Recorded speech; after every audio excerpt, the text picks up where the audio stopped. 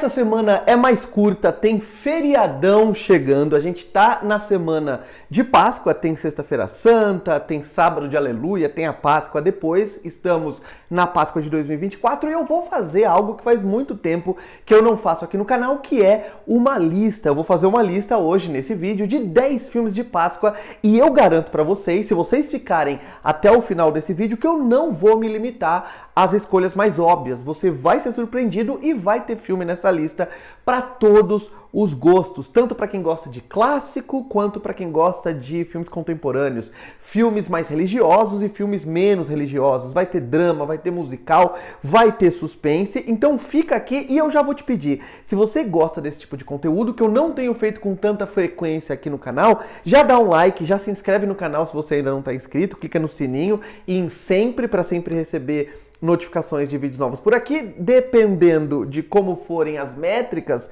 do Analytics, se eu ganhar bastante like, por exemplo, eu vou, claro, olhar para isso e entender que vocês querem que eu faça mais listas e vou fazer cada vez mais, beleza? Sem mais enrolação, vamos ao primeiro filme. É claro que nessa lista a gente precisa ter um filme sobre o Calvário de Cristo, porque na Páscoa contemporânea é isso que a gente comemora nas sociedades cristãs ou que tem uma influência muito forte da cultura cristã. E o primeiro filme que eu vou colocar nessa lista é o filme que eu acredito que narra, que retrata o Calvário de Cristo da maneira mais fiel aos evangelhos, que é A Paixão de Cristo, do Mel Gibson, de 2004. É um filme que, como eu falei, ele tem uma fidelidade muito grande à narrativa bíblica. Então esse é um filme recomendado não só para quem está interessado num filme sobre Jesus, mas mais ainda para quem quer um filme mais tradicional, um filme que narra a história de Cristo de uma maneira mais conhecida, aquela que a gente aprendeu desde que a gente é criança aqui no Brasil, que é um país com cultura católica muito forte, por exemplo. Mas eu vou colocar também aqui, e esse é o segundo filme da minha lista, um filme que narra a mesma história, a história de Cristo, passando pelos milagres, passando pelo ministério dele e chegando ao Calvário também, mas de uma maneira mais alternativa. Um filme que busca olhar para a história de Cristo e pegar a parte humana dele e fazer um filme que seja sobre as dúvidas, que seja sobre a angústia dele como homem, que é A Última Tentação de Cristo, do Scorsese. E eu tô falando que esse filme pega o lado mais humano de Jesus, não que A Paixão de Cristo não o faça, mas se A Paixão de Cristo olha mais para o lado da fragilidade da carne, para a fragilidade do corpo de Cristo diante da tortura, A Última Paixão de Cristo, do Scorsese, é um filme que vai pegar mais pelo lado das dúvidas morais, ou seja, da fragilidade, de certa forma, da complexidade, da ambiguidade intelectual, psicológica, mental de Cristo. Então esses dois filmes, de certa forma, se complementam, na minha opinião. São dois grandes filmes que você pode assistir e eu acho que algumas pessoas que são mais religiosas vão gostar mais de A Paixão de Cristo e as pessoas que tendem a ser mais céticas, mais agnósticas, vão gostar mais de A Última Tentação de Cristo, o que não quer dizer que uma pessoa de ambos os grupos não possa gostar dos dois. É o meu caso, eu gosto dos dois filmes. O filme do Scorsese é um filme de 1988. E se você quiser, ainda não saindo da área aqui, né, do subgênero de filmes sobre a vida de Cristo, mas se você quiser uma comédia, um filme mais ácido, uma sátira, você pode assistir, esse é o terceiro filme da minha lista, A Vida de Brian, do Monty Python, que é um filme de 1979. A história do filme fala, basicamente, da vida de um outro cara chamado Brian, que é contemporâneo de Jesus, obviamente, é tudo ficcional, tudo uma piração fantástica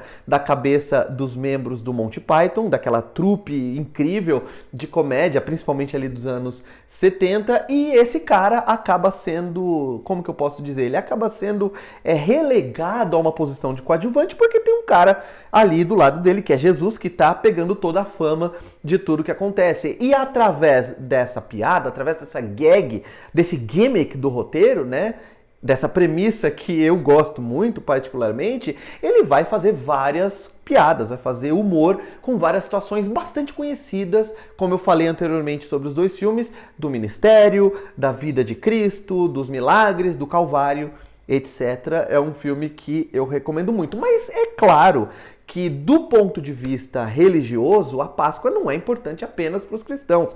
Muito antes do cristianismo surgir, muito antes de Cristo, da vida de Cristo, a Páscoa já era comemorada há séculos pelos judeus. Então, histórias do Antigo Testamento, principalmente histórias que tenham a ver com a libertação do povo judeu do domínio do Egito, são importantes, e eu acho que dá para vocês assistirem, por exemplo, ao clássico Os 10 Mandamentos, que é a versão que eu estou indicando aqui, a do Cecil B. DeMille, de 1956, que é um filme que foi paradigmático e que foi revolucionário na criação de efeitos visuais que eram inéditos na época, e eu ainda acredito que é um épico bastante envolvente, um épico que vai agradar ao gosto familiar, principalmente.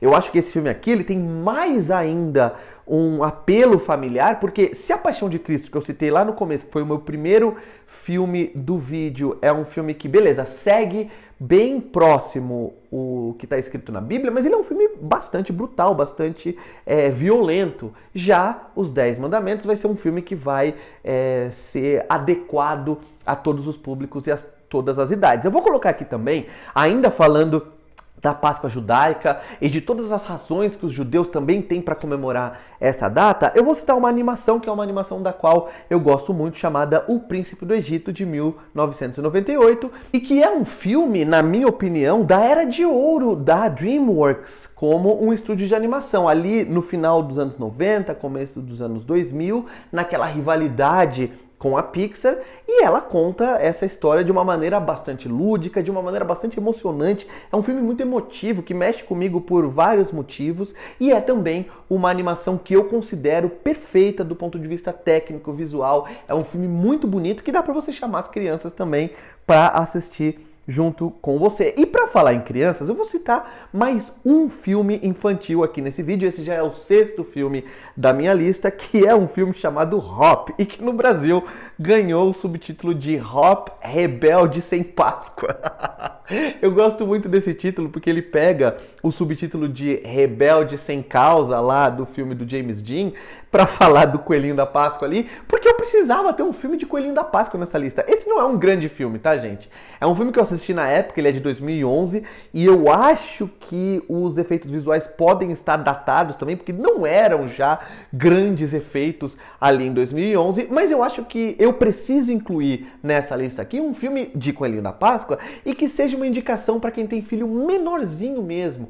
Então você pode ter o Príncipe do Egito para assistir com as crianças e pode ver o Hop, Rebelde Sem Páscoa, também nessa Páscoa. E por falar em coelho, eu prometi para vocês que eu ia ter surpresas nessa lista lá no começo do vídeo. E por falar em coelho, eu vou colocar um filme aqui que não é um filme de Páscoa, mas eu acho que como Páscoa tem a ver com coelho, você pode assistir se você quiser um filme mais sombrio. Esse aqui é o oposto do Hop, Rebelde Sem Páscoa, tá? É um filme para você ver sozinho, ou é um filme para você ver com adultos, porque é um filme sombrio, é um filme que trata de temas de ficção científica, que é o Donnie Darko, de 2001. Sim, gente, eu estou indicando Donnie Darko num vídeo com recomendações de filmes de Páscoa, mas é porque eu falei para vocês que a minha proposta era criar um vídeo que abarcasse todos os públicos possíveis. Então, na Páscoa, você pode ver um filme sobre um coelho do mal. E eu também vou colocar aqui A Fantástica Fábrica de Chocolates, de 1971. Porque assim, gente, vamos lá. Páscoa, a gente lembra de Jesus, da história de Cristo, a gente lembra também das histórias de libertação do povo judeu da dominação do Egito, a gente lembra de coelho, citei aqui 2 filmes sobre coelho, e a gente também lembra de chocolate. E a minha versão favorita, agora tem 3, né? Porque a gente teve recentemente o Wonka com o Timothée Chalamet também, que é uma história de origem do Willy Wonka, mas a história que eu vou indicar aqui é o filme original, que não é original, né? Eu tô colocando entre aspas, porque é baseado na obra do Roald Dahl, mas é o primeiro filme que foi adaptado ao cinema, de 1971, com o Gene Wilder como o Willy Wonka. Eu acho que ele é um filme mais sombrio do que a versão do Tim Burton com o Johnny Depp, e mais ainda do que esse Wonka mais recente. E eu acho que as crianças, eu assistia a esse filme como criança, elas pegam essas sutilezas, elas pegam a ambiguidade, elas pegam o quão sombrio é a figura do Willy Wonka, mas ao mesmo tempo elas se divertem.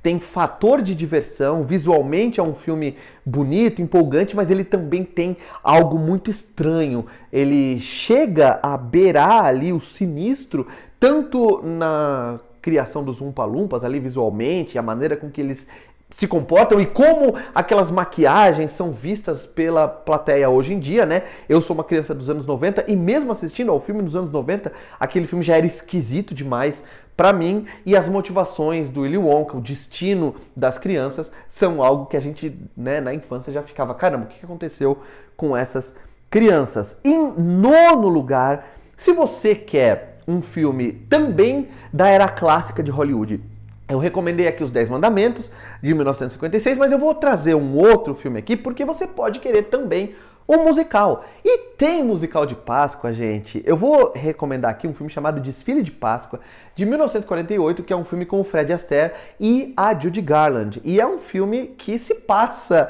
nessa época de comemoração de Páscoa. O nome do filme é Desfile de Páscoa.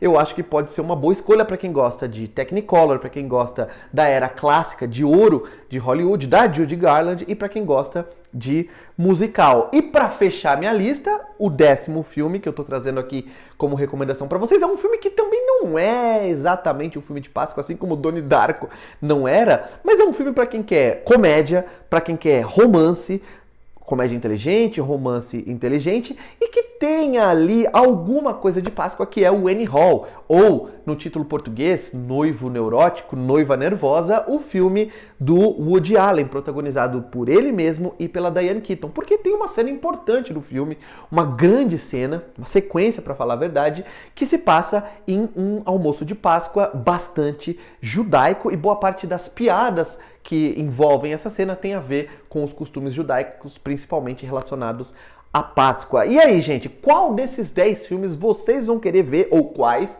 na temporada agora de Páscoa, né? No feriado, durante a semana, ou no dia da Páscoa mesmo, ou no feriado de Sexta-feira Santa? Me diz aqui nos comentários qual você ficou com mais vontade de assistir. E de novo, vou repetir, se você gosta de listas como essa, de recomendações, de dicas de filmes, dá um like, porque essa é a maneira que você tem de me dizer que você gostou, que você quer que eu faça mais conteúdo como esse, e eu vou ouvir e vou fazer. Beleza? Se inscreve no canal, clica no sininho. Boa Páscoa para todos, e eu vou ficando por aqui. Um abraço. Tchau.